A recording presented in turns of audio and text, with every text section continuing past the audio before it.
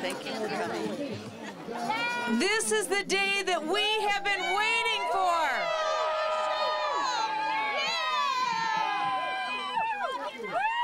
My name is Michele Bachmann. I'm a member of the United States Congress from Minnesota's 6th Congressional District. And I am the chairwoman of the Tea Party Caucus. I'm the original author of the bill to repeal Obamacare. When the Obamacare bill passed just over 2 years ago, I turned to a colleague on the floor and I said, we have to let the American people know we have not waved the white flag of surrender on socialized medicine. I called my staff. We stayed up until after midnight. We wrote the repeal bill, and the next morning I was the first member of Congress on the floor of the House of Representatives, and I slapped down the bill to fully repeal Obamacare. We are grateful that this day has come. This is one of the most important consequential decisions that will ever come before this court. And I'd like to quote from the Wall Street Journal.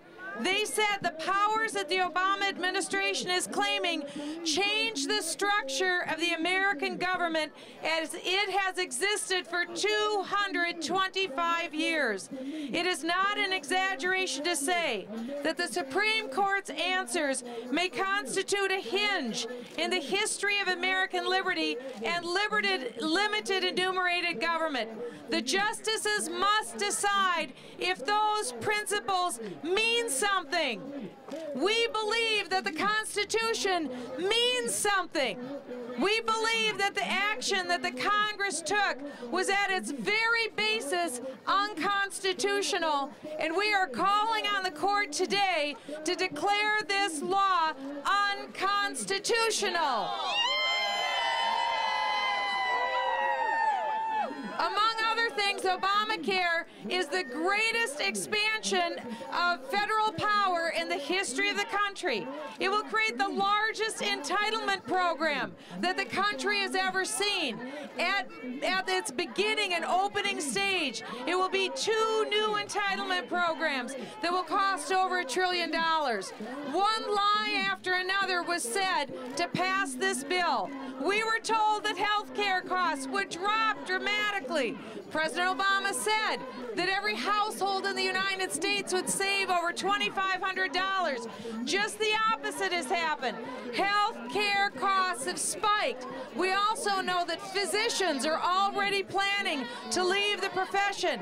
This doctor next to me, Juan Torres, told me that 2 of the largest cardiologist practices in Orlando have already sold. Investors Business Daily newspaper did an investigation, and according to their survey said that 46% of physicians, when Obamacare is fully implemented, will leave the profession. Why is that?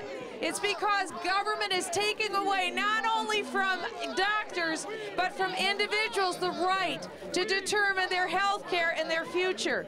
You see, we are surrounded right now by those who will benefit by socialism. We're surrounded by those who will benefit from the government telling you what you must do. But that's not what we believe. We believe that the Constitution gives every American the right to determine their own future and their own liberty. If the federal government can tell you when you are not doing anything that you must do something, then the federal government can tell you anything. One Harvard law professor who wrote one of the briefs said, yes, government has the power to tell you to buy vegetables. They believe that government has the power to tell you to buy a gym club membership. What kind of a country is this? Not the country that James Madison gave us. James Madison wrote the Constitution of the United States.